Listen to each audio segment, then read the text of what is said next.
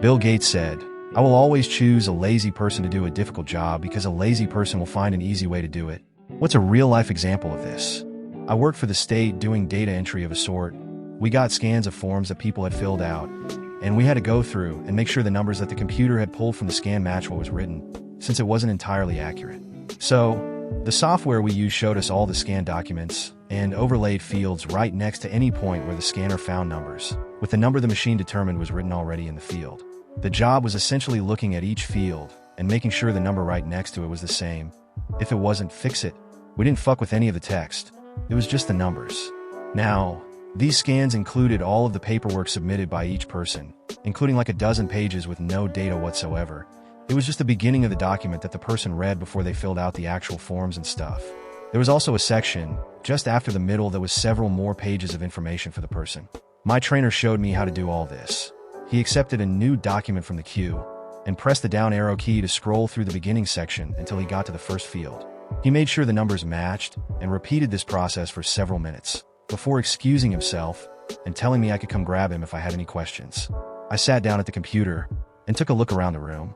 Literally every screen I could see from where I was sitting, people were actively scrolling. Some were using mouse wheel. Most used the down arrow. I accepted a new document from the queue, and I pushed the tab button. The program instantly brought me to the first field a dozen pages down. I smirked to myself, compared the field to the written text, and repeated that process instead. I did go back and scroll through that first document to ensure I hadn't missed anything due to a goof in the software or anything like that. Near the end of my second day, I was called into my boss's office and asked what I'd been doing the past 2 days. Turns out, as of day 2, I was churning through 5 or 6 times the amount of documents a day compared to people who've been working there for years. My boss assumed I was just clicking through new documents without doing any work and was very much acting like he had caught me red-handed. I asked if they reviewed the documents I finished to ensure that I'd done the work. He replied that they hadn't, but it was obviously impossible to go through that many pages in the time it took me to do it. I told him that I knew for a fact that if he went through any of my work, he'd see everything was fine. He pulled one of my finished documents at random and spent several minutes scrolling through it, shaking his head to himself, staring daggers at the screen. He admitted that this document was fine, but it would take hours for his assistant manager to review all my work. "Can I show you something? Could you please pull up another random document of mine?" He rolled his eyes, but he did it. I stood up from my chair, came around the desk, and I hit tab. He was looking at the screen like it was witchcraft. I showed him the field matched and tabbed my way through the rest of the fields, confirming the rest of the numbers as I did. I finished reviewing the whole document with him in less than a minute. He asked me if my trainer showed me that. I replied that he hadn't, but it was a universal keyboard shortcut that I'd been using since the early 90s. This happened in 2013, BTW. He just looked at me for a bit, and then said he had to talk to his assistant manager about the whole thing before asking me to go back to work. Later, I'm heading out at the end of the day when my boss asks me to come over to his office. He fires me for not taking the job seriously and potentially causing delays to taxpayers due to inaccuracies. I actually laughed at him after he got done with his spiel. And that's the story of how I managed to flummox several state employees with a highly controversial use of the tab button. Still blows my mind. One of my favorite stories, and please forgive my lack of details, as I am not a SW expert. My buddy who is the star of this story was my roommate in college, and was the kind of guy that kept a cane by his bed and hung beads from the ceiling fan so he could adjust without getting up. He worked in a software role at a finance company. As I understand it, he did a lot of data mining, where he would be given large amounts of data in different databases and had to turn this data into usable information in a few different reports.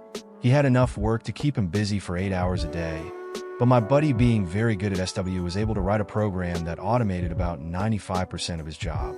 He wrote this software on his own time and was in compliance with all his IT directions when installing it on the computer. When he would come into work in the morning, he would go to his 30-minute meeting, return to his office, and start the SW. He would then spend the next 7 hours reading a book, and at the end of the day, do a quick review of the reports and send them out. He did this for about a year and got great reviews at work. Everyone was happy with his performance. When it was time for him to move on to another job, better pay, more interesting, and as he said, "I can only read so many books," he told his bosses about this program and offered to sell it to the company so they did not need to hire a replacement. His offer was $25K, which is quite reasonable since his salary was more than double that. The company, thinking they were smart, figured the SW was already on the computer and he had showed them how it worked. They would just end his employment on that day and take it for free. What his company didn't know is my friend doesn't trust people and built into the software that once a month he had to enter some password or the SW would shut down. About 3 weeks after they let him go, they called offering him $25K for the password. But at this point he was pissed and was countered with $50K. After some back and forth, I think they settled on $40K. Nice payday for him.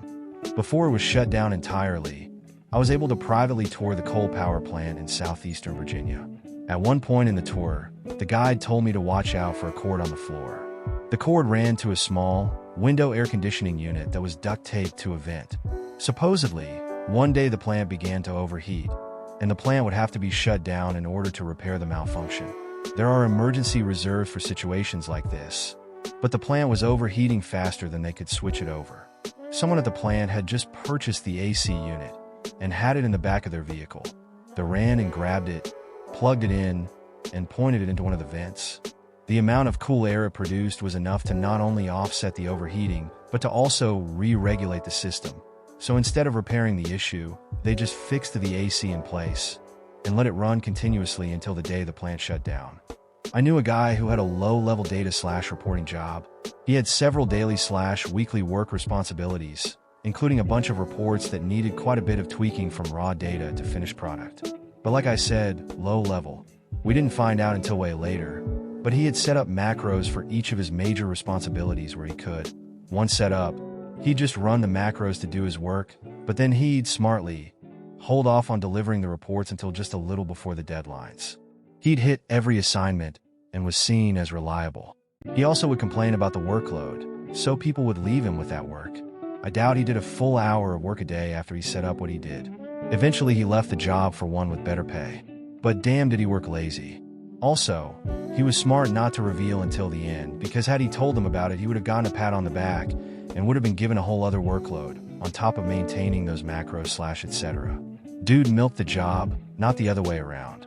An older company had a person dedicated to data entry, which boiled down to copying and pasting portions of data from text files into spreadsheet and formatting into a report. The person originally doing this job spent a full 40+ hours/week doing it, but was not very computer literate. When they retired, the company hired someone with actual skills. The new hire convinced management to let her work remotely after getting up to speed on the job. The first week at home was spent automating the entire job. The remainder of their multi-year tenure with the company was spent doing whatever they wanted, save the 10 to 15 minutes weekly to run their program and to answer the odd email here and there, all while getting paid full salary and benefits. They actually had to add in a few errors now and then to make it seem realistic. Every year in the Canadian winter, power lines would fail due to the weight of the snow. It took many days to build up enough to break a line, so they employed a team to walk the routes and shake the poles to loosen the snow. One day they saw a bear shaking the poles and realized that if they could get the bear to do it, they wouldn't need to walk the route. So they gave one guy a bucket of honey, and he'd walk the route painting the sides of the poles with honey to attract the bears. It worked for a few more years, but this still takes a lot of time to do. So then they had the idea of flying a helicopter along the route with a trained sniper with honey paintballs that he'd shoot the poles with. On its maiden flight, the helicopter passed the lines, and the downdraft blew away all of the snow. The flights continue to this day, but without the sniper.